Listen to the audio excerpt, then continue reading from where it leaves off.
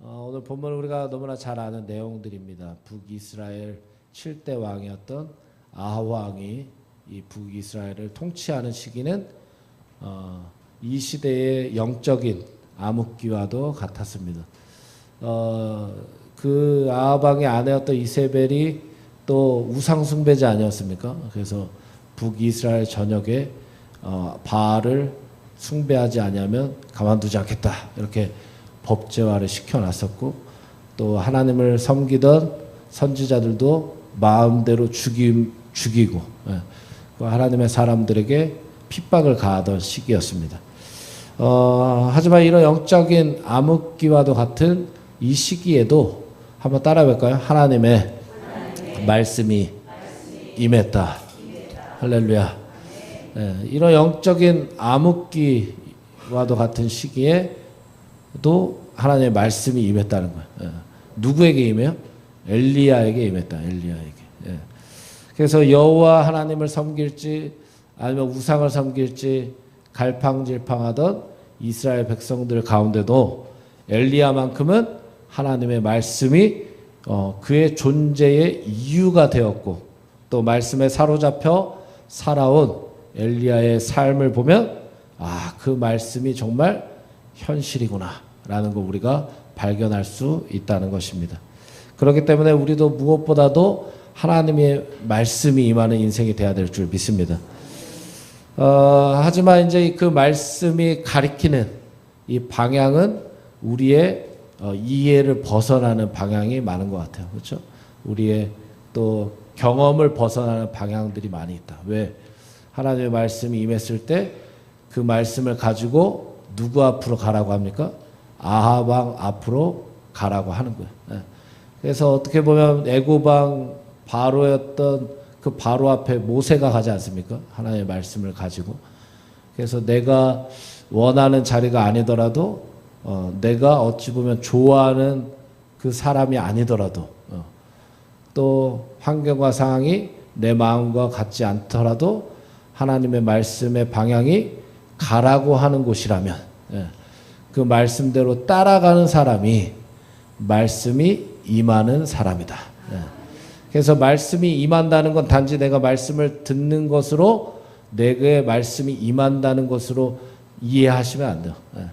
말씀이 임한다는 건 내가 그 말씀이 가리키는 방향까지도 순종하여 따라갈 수 있다는 걸 뜻합니다. 그래서 우리는 하나님의 말씀이 임하는 사람이 되어야 될 줄 믿습니다. 엘리야는 3년 6개월의 이 하나님의 어찌 보면 징계에 대한 말씀을 가지고 아합 왕에게 선포를 했습니다. 그리고 그 선포한 뒤에 또 아합 왕이 또 가만히 놔두지 않지 않습니까? 그러니까 그걸 미리 아시고 하나님께서 또 엘리야의 또 다른 길을 열어 가십니다. 그래서 이것을 보면서 17장의 모습들을 보면 하나님께서 말씀하신 이 말씀대로 순종의 길을 걷는 이에게 하나님은 반드시 피할 길을 여시는 분이구나. 이것을 우리가 또 볼 수가 있다는 겁니다. 이 전체적인 엘리야를 대하시는 하나님의 모습들을 보면 어디로 가라 이런 얘기들이 굉장히 많아요. 어디로 가라.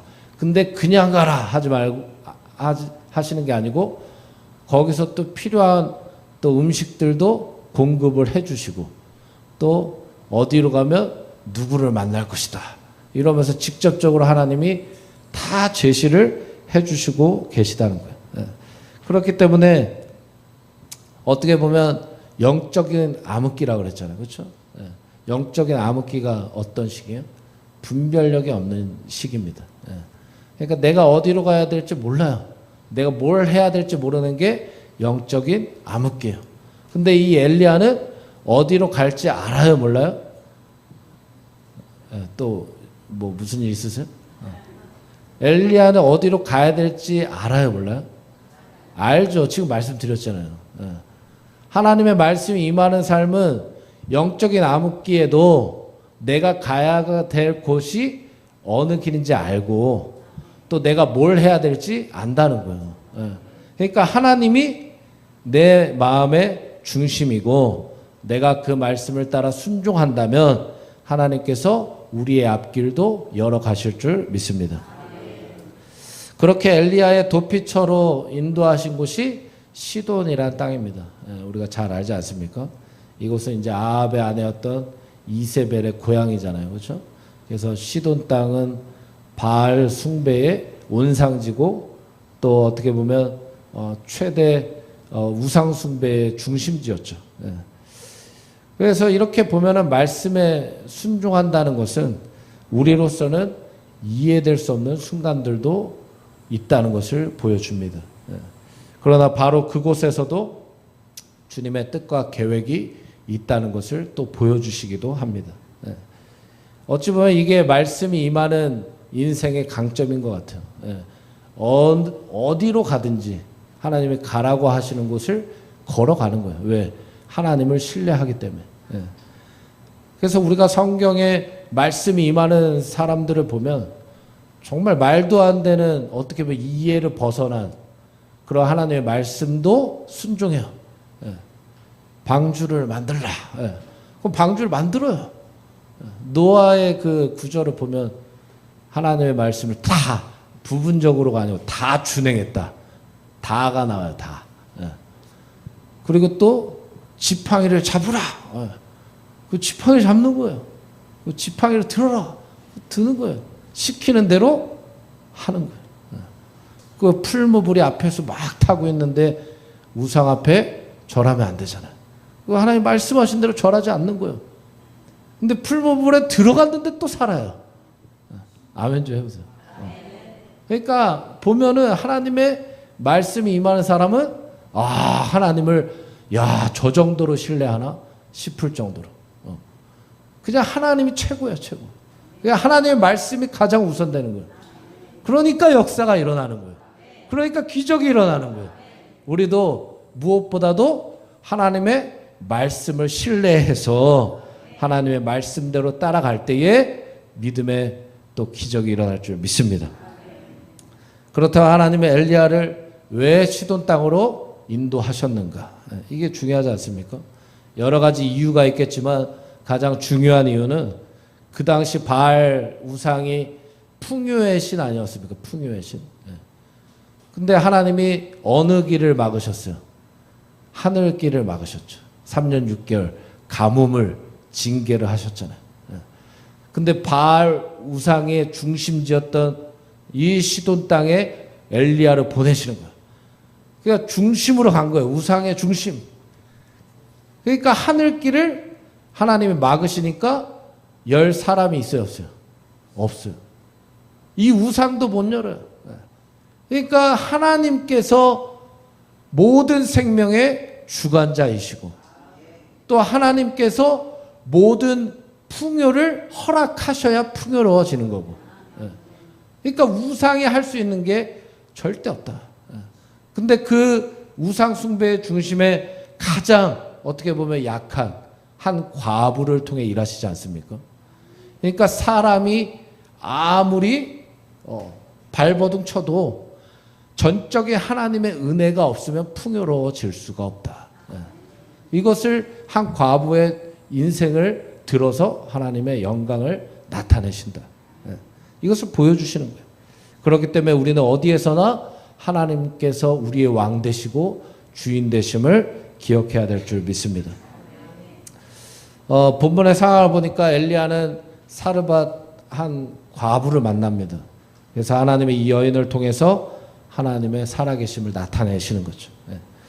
자세히 보니까 이 여인은 굉장히 아무 힘이 없어요. 그렇죠? 하나님의 전적인 은혜가 아니면 살아갈 수조차 없는 인생 아닙니까? 이게 우리의 인생을 뜻하는 거예요. 엘리야가 이 여인을 찾아오지 않았다면 이 여인은 지금 어떻게 하려고 했습니까? 마지막 음식을 만들어 먹고 아들과 죽으려고 했어요. 그러니까 삶의 소망도 없고 희망도 없었다. 하나님의 엘리야를 통해서 이 여인을 만나게 하신 거예요. 엘리야가 이 여인에게 찾아갑니다. 그리고 음식을 요청하는 거예요. 그러나 이 여인의 상황이 엘리야를 대접하기에는 굉장히 열악하고 비참한 환경에 살고 있지 않습니까? 이 여인도 엘리야에게 자신의 어려움을 토로합니다. 내가 이러한 어려움이 있다. 그런데 엘리야는 하나님께서 또 지시하셨고 말씀하셨기 때문에 이 여인에게 한 번 더 권면하는 거예요. 13절에 두려워하지 말고 가서 내 말대로 하려니와 먼저 그것으로 나를 위하여 작은 떡 한 개를 만들어 내게로 가져오고 그 후에 너와 내 아들을 위하여 만들라. 그러니까 이 여인을 바로 나라고 생각하시면서 이 말씀을 들으면 굉장히 힘이 될 줄 믿습니다. 그러니까 엘리야가 마치 우리에게 소망 없는 삶, 희망 없는 삶에게 다가와서 말하는 거예요. 권면하는 거예요. 두려워하지 말고 가서 내 말대로 하려니와 먼저 그것으로 나를 위하여 작은 떡 한 개를 만들어 내게로 가져오고 그 후에 너와 내 아들을 위하여 만들라. 지금 여인의 생각으로는 이 마지막 음식을 먹고 죽으려고 했는데 엘리야는 그 생각, 그 행동을 멈추고 무엇을 먼저 하라고 합니까? 하나님의 말씀대로 먼저 해봐라. 하나님의 말씀대로 먼저 해보라는 거예요. 이것이 우리에게 지혜가 되기를 주의 이름으로 축복합니다. 상황도 환경도 다 나를 죽이려고 하는 것 같이 보여서 이제 죽어야겠다. 이 여인이 결심했는데 그 순간에 하나님이 말씀하시는 거예요. 그것을 멈추고 무엇을 먼저 해보라는 거예요? 하나님의 말씀대로 먼저 해봐라. 사랑하는 성도 여러분, 내가 사방에서 우겨쌈을 당할지라도 하나님이 어떤 길을 여신다고요? 피할 길을 여신다. 다 멈추고 하나님 말씀에 집중해 보라는 거예요. 하나님 말씀을 가까이 하는 것이 우리에게 얼마나 큰 복이 되는 줄 한번 순종해 보라는 거예요. 우리에게 말씀하시는 거예요. 이 말씀이 우리에게 생명이 되는 줄 믿습니다. 본문에서는 막막한 현실 앞에 놓여진 이 여인에게 하나님의 말씀에 대한 순종의 축복이 얼마나 큰지 경험해 보라고 얘기하지 않습니까? 쉽게 말하면 죽지 말라는 거예요. 왜 죽냐? 여러 가지 영적인 암흑기에서 비전도 없고 소망도 품을 수 없는 인생 가운데 하나님이 찾아오셔서 죽지 말아라. 왜 죽냐? 그 생각, 그 행동 멈추고 하나님의 말씀대로 한번 순종해봐라. 그럼 그 하나님의 말씀의 뒤에 순종의 축복이 얼마나 큰지 그것을 좀 경험해 봤으면 좋겠다.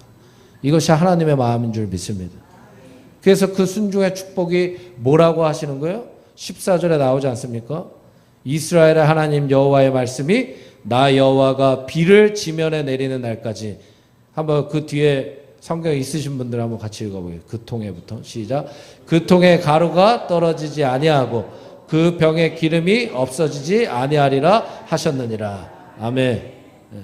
죽을 생각하지 말고 딴 생각하지 말고 말씀대로 행할 생각을 하면 살 수 있다. 하나님이 살려주시겠다고 약속하시는 거예요. 필요를 공급해 주시겠다고 약속하시는 거예요. 그래서 이 여인이 15절에 어떻게 합니까? 그가 가서 엘리야의 말대로 하였더니 15절에 어떻게 했다는 거예요? 내 생각대로 했다는 겁니까? 내 경험대로 내 기준대로 했다는 게 아니에요. 하나님의 말씀대로 했다는 거예요. 이게 순종인 줄 믿습니다. 내가 하나님의 말씀을 좀 모를 수도 있어요. 내가 어떻게 보면 하나님의 말씀에 대한 지식이 좀 부족할 수도 있어요. 근데 뭐가 중요하다는 겁니까? 하나님이 말씀하실 때 그 말씀대로 행하고자 하는 자세와 태도, 마음가짐이 중요하다. 뭐 되겠어 이게 아니고 말씀하시니까 그 말씀대로 했다는 게 중요한 거예요. 그럴 때 기적이 일어나는 줄 믿습니다. 말씀대로 행하는 순종은 기적을 경험하게 하는 열쇠가 된다. 누가 기적을 경험합니까? 가만히 있으면 기적이 올까요? 아니요. 나의 환경, 나의 상황이 말씀보다 앞서지 않을 때, 나의 문제가 말씀보다 앞서지 않을 때, 내가 어떻게든 말씀을 먼저 행하려고 할 때 기적이 일어나는 줄 믿습니다. 이 기적을 본문에서 이렇게 표현해요. 16절에 보니까 또 여호와께서 엘리야를 통하여 하신, 한번 따라해볼까요? 말씀같이. 하나님이 약속하신 말씀의 축복이 있지 않습니까? 네가 말씀대로 행해봐라. 얼마나 큰 축복이 너에게 임하는지 네가 말씀대로 행해봐라. 그러니까 말씀대로 했어요. 그러니까 16절에 말씀하신 말씀같이 그 축복이 실제의 삶에 이루어지는 걸 이 여인이 경험한 거예요. 와, 진짜 극심한 기근의 환경이었는데 나에게도 다 손에 잡히는 것 없이 소망 없는 인생이었는데 하나님의 말씀대로 행했을 때 통에 가루가 끊어지지 않고, 기름통의 기름이 마르지 않고, 이 축복을 실제 경험했다는 거예요.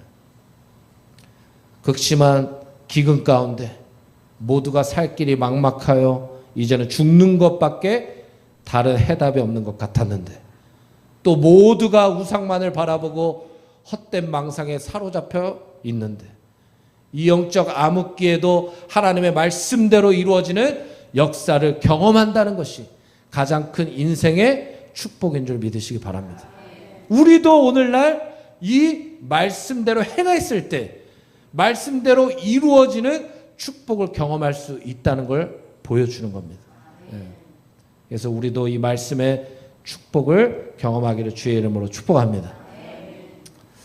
그런데 마지막 이 과부를 통하여서 한 가지의 사건을 우리가 17장에서 더 바라보게 되는 거예요. 그게 뭡니까? 그녀의 하나뿐의 아들이 병들어서 죽게 되었다. 위의 상황처럼 말씀에 대한 축복으로 끝나면 좋은데 성경은 이 여인을 통해서 더 깊은 믿음의 자리까지 우리를 끌어당기고 있다. 더 깊은 믿음의 자리까지 우리를 끌어당기고 있다는 거예요. 한편으로 우리에게 교훈하는 게 뭡니까? 신앙생활을 할 때 물 위에서 하지 말아라. 이게 무슨 말이냐? 물 위는 언제든지 바람에 요동치고 파도도 치고 잔잔한 것 같아도 계속 움직이지 않습니까? 한편으로 바람에 나는 겨와 같이 상황에 따라 환경에 따라 계속해서 휩쓸리는 거예요. 물 위에서 이리저리 휩쓸리는 거예요. 하지만 그 깊은 심해 물속 깊은 곳은 잠잠하고 요동치지 않고 고요한 거예요. 그렇기 때문에 우리에게도 하나님이 원하시는 것이 뭡니까? 그 물 깊숙한 곳처럼 우리의 신앙도 요동치지 않는 중심이 잡혀 있어야 된다. 이 여인은 겉으로 보았을 때는 엄청난 기적을 경험하지 않았습니까? 그렇기 때문에 겉으로 봤을 땐 대단한 믿음의 소유자인 것처럼 보여줄 수 있다는 거예요. 그러나 자신이 가장 아끼고 사랑하던 아들의 죽음 앞에서 이 여인의 모습이 어떻습니까? 다 무너지는 인간의 한계 앞에 쓰는 거예요. 다 무너지는 거예요. 그래서 그녀의 고백을 쉽게 풀어보면 본문에 이런 고백을 하고 있지 않습니까? 그냥 차라리 그때 내가 죽으려고 할 때 나를 내버려 뒀다면 이 슬픔, 이 어려움을 겪지 않아도 됐을 텐데 왜 나를 그때 찾아오셔서 왜 나를 이렇게 힘들게 합니까? 이 고백을 하는 거예요. 그리고 또 18절에 보니까 이 여인이 내 죄를 생각나게 하고 이 부분이 있어요. 이게 무슨 말입니까? 엘리야와 같이 여러 시간 지내다 보니까 자신의 죄를 발견했던 것 같아요. 그러니까 엘리야에게 그렇게 고백하는 거예요. 왜 당신이 나에게 찾아와서 나에게 감춰져 있던 죄를 발견하게 합니까? 내 죄 때문에 혹여나 내 아들이 이렇게 된 것 같은 죄책감. 그러니까 여러 가지 탄식의 소리를 이 여인이 하고 있는 거예요. 우리도 혹여나 이럴 때가 있지 않습니까? 하나님께서 여러 기적을 나에게 분명히 베풀어 주셨지만 여전히 일어나는 문제들 앞에서 하나님을 신뢰하지 못하고 또 신앙의 중심 자체가 다 무너져 버리는 그 모습들이 우리에게 있지 않은가. 정말 그렇다면 이 여인의 고백처럼 하나님이 나를 찾아오지 않으셨다면 내가 더 좋을 뻔했는가. 하나님이 그 죄를 들춰내어서 정말 나를 죽게끔 만들고 싶으셔서 나에게 오셨는가? 그게 아니라는 거예요. 디모데전서 2장 4절에는 하나님은 모든 사람이 구원을 받으며 진리를 아는 데 이르기를 원하나이다. 예레미야 29장 11절에 여호와의 말씀이니라 너희를 향한 나의 생각을 아나니 평안이요 재앙이 아니니라 너희에게 미래와 희망을 주는 것이니라. 로마서 8장 1절 2절에 그러므로 이제 그리스도 예수 안에 있는 자에게는 결코 정죄함이 없나니 이는 그리스도 예수 안에 있는 생명의 성령의 법이 죄와 사망의 법에서 너를 해방하였음이니라. 이게 하나님의 마음이에요. 그러니까 이 여인은 하나님의 마음을 전혀 몰랐던 거예요. 우리는 왜 무너집니까? 여전히 문제 앞에서 나를 바라보기 때문이에요. 그 문제 앞에서 나의 한계를 생각하기 때문입니다. 우리 주님은 단순히 우리의 인생의 풍요를 채워주시는 분이 아닙니다. 더 근본적이고 본질적인 더 깊은 나의 영혼의 문제를 해결해 주시고자 오신 예수 그리스도 구원자이심을 믿으시기 바랍니다.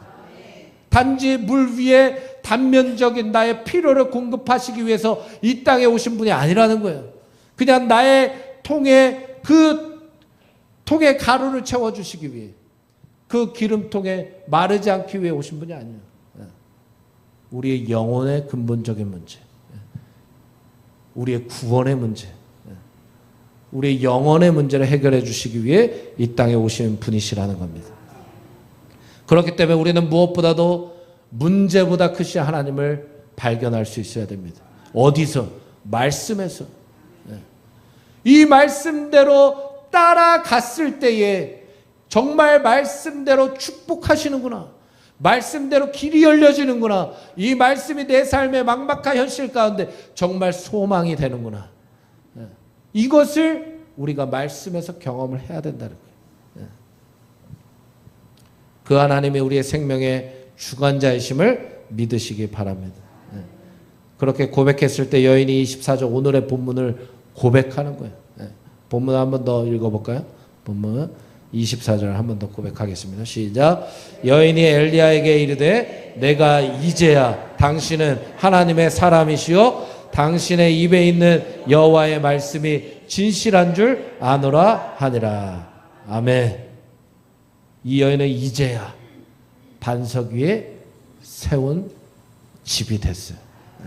이제야 기적을 경험해서 겉으로 봤을 땐 경건의 모습, 신앙의 모습을 다 잘 갖춰져 있는 신앙인이라고 생각했었는데 어떤 큰 문제만 일어나면 모든 신앙을 저버리고 나의 한계를 직면해서 지금까지 해왔던 신앙이 억울했던지 하나님을 원망하는 이들이 있지 않습니까?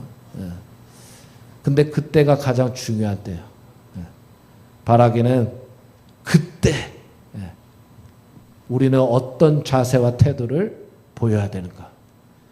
그냥 나의 신앙 다 무너져도 상관없는 것처럼 울고 있는 이 사르밧 과부의 모습을 보일 것이냐?